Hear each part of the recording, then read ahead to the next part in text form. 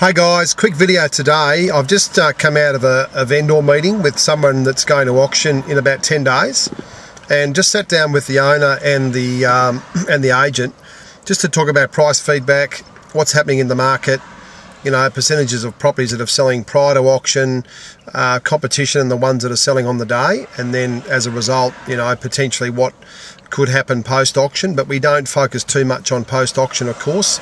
It's about getting the result for the seller on the day.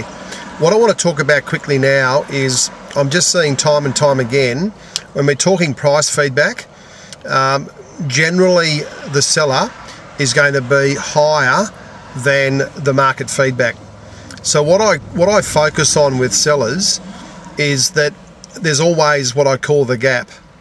And depending on how wide that gap is, will depend on how much longer the process takes to get the property sold. So, for example, the vendor today was talking about price expectations around 320 on an investment unit of theirs. They've owned it for around about 10.5 years, so I get a lot of background information on how long the property's been owned.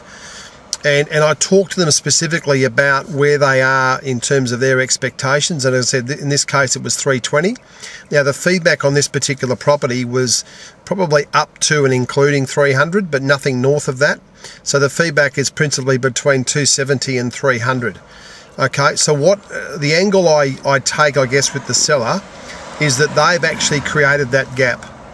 That they, as sellers in the marketplace, there's always buyers in the market, they're looking to sell in this market, that they've created, if the interest on the day is around 270, 280, and if their expectations are still at 320, they've created that gap of between $30,000 and $40,000. Okay, so I really encourage them to keep an open mind. The reason we had that specific meeting about 10 days out, I want them starting to think about where the feedback is. And the feedback is nowhere near $320,000. So I haven't pushed it too hard. I've just sort of planted the seed for them to start thinking about, okay, so if the feedback's consistently in the high twos approaching 3, that if your expectations are north of that, it's unlikely to sell. And how much longer you want to wait to see if the market's going to react at your price.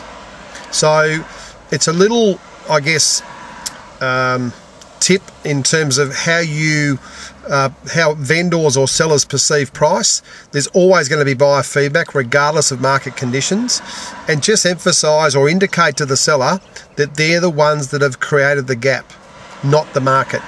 So I hope this helps. Hope you're well. I hope you're having a fantastic day and a great week, and I look forward to talking to you soon on the next video. Bye for now.